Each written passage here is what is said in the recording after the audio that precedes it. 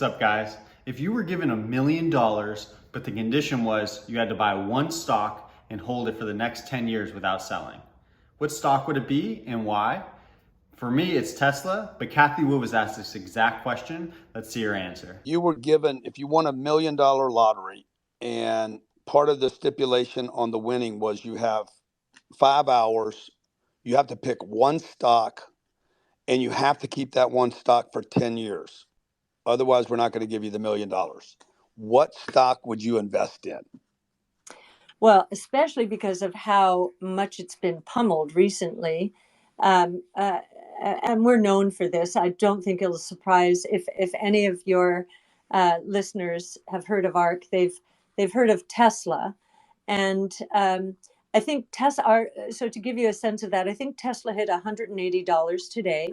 We have put out on our website our Tesla model, and you can manipulate it if you'd like to see how we get to these numbers. But that $180, we believe, will in 5 years. Now, this is our research, and of course we could be wrong for compliance reasons. I have to say that, but our conviction is very high that that $180, if you do hold it, don't trade it, will scale to $1,500 in our base case. It's actually a little north of that now. So almost tenfold in 5 years. Why?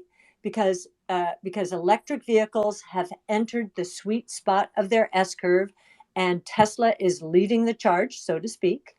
And just that was good. I just got the pun. Sorry.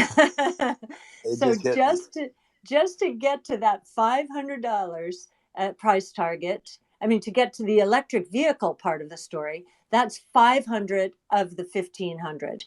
In order to get that other 1,000, you have to believe, as we do increasingly, that we are going to be, that Tesla is going to be in the lead, in the pole position to become the autonomous taxi platform, at least in the United States. There are not going to be many winners here. And I don't hear you. I don't hear you really talking about the electric aspect. I hear you talking about the autonomous.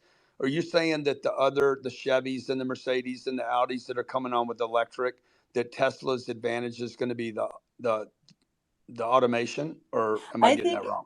I think it's both. I think they're electric vehicles. If you want, for a given price, if you want the same performance as Tesla in terms of range, same range and same performance, another car company is probably going to have to lose money if they price their cars at Tesla's prices. And as you've probably heard recently, Tesla is starting to use that learning curve and is starting to drive down prices again. It's going to be very difficult for other companies to keep up.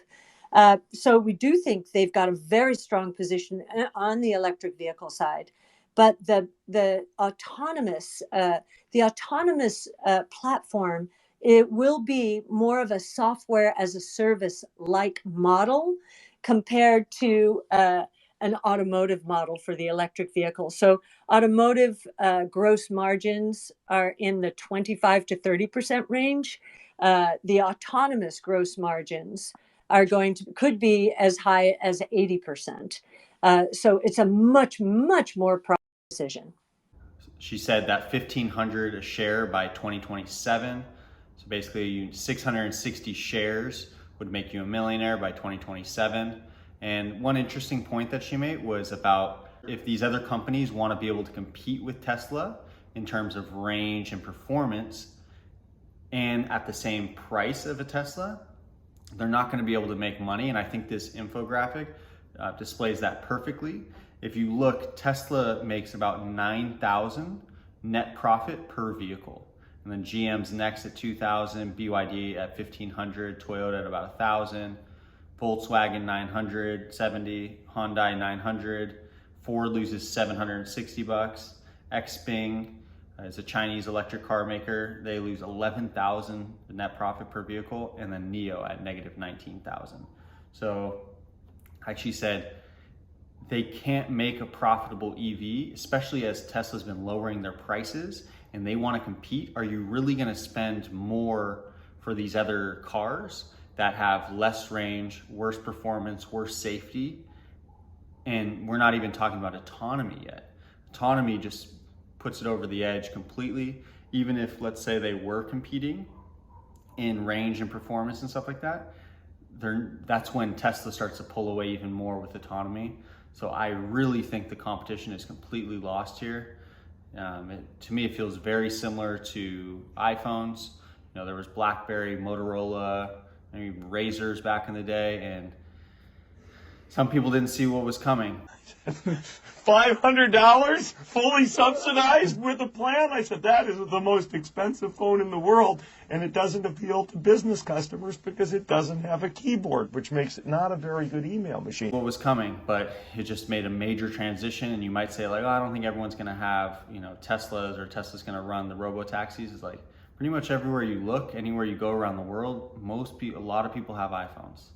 Now, you know, competition has come, Samsung's, but most people that have bought an iPhone throughout the years have stuck, and every couple, 2-3 years, they're getting a new iPhone, if not every single year switching for the new iPhone.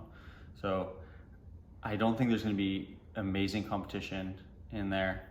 And with autonomy, here's another cool little picture with Holmar's catalog on Twitter. He said he traveled 380 miles today in his Tesla and only drove manually 390 feet out of 380 miles. So this just goes to show how fast FSD is advancing. I believe that they are going to announce the design for the robo-taxi on Investor Day on March 1st, which should be a very exciting day for Tesla. And as they get into production going into 2024, let's hope, you know, the robo-taxi comes out maybe by 2025. And I think her $1,500 price target could be realistic if this robo-taxi comes out before 2025, or even if it starts to get out for 2025. This is one of the biggest advancements in technology, I think, ever. It's gonna change the world in transportation. I'm gonna make another video about ARC's big ideas and how they're talking about how robo-taxis it'd be much more efficient to use a robo-taxi, for instance, and then going on like a short flight, for instance, from LA to Vegas. The amount of time it takes to go travel to the airport, you have to be there maybe 2 hours early, then the flight time, and then getting out of the airport, maybe grabbing your bag if you checked in a bag.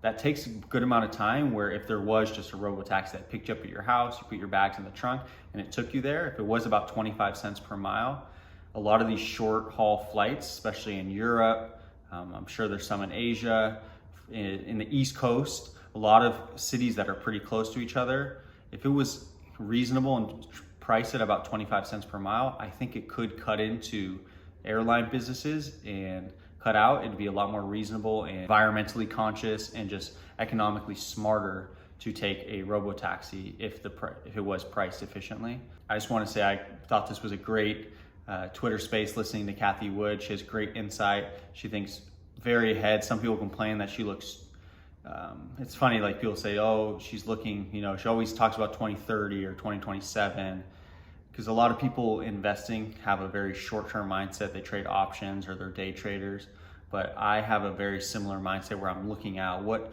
is this company going to be in 10 years, 5, 10, 20 years. When I buy a company, I want to be fully convinced that I see the path for the future, and if it excites me and I see they're profitable now and they're only going to grow, profits are just going to keep growing and growing and growing. I think Tesla is probably the best growth company out there. If you guys, the same question that he asked, if you were given $1 million and you had to hold for the next 10 years, what stock would you choose? I'm excited to hear what you guys say. If you guys have another stock, I'd love to do research on other companies that you guys like. But that's all I have for today. Thank you guys for watching. My name is Sean. I'm the Tesla Hypervolt, and I'll see you guys next time.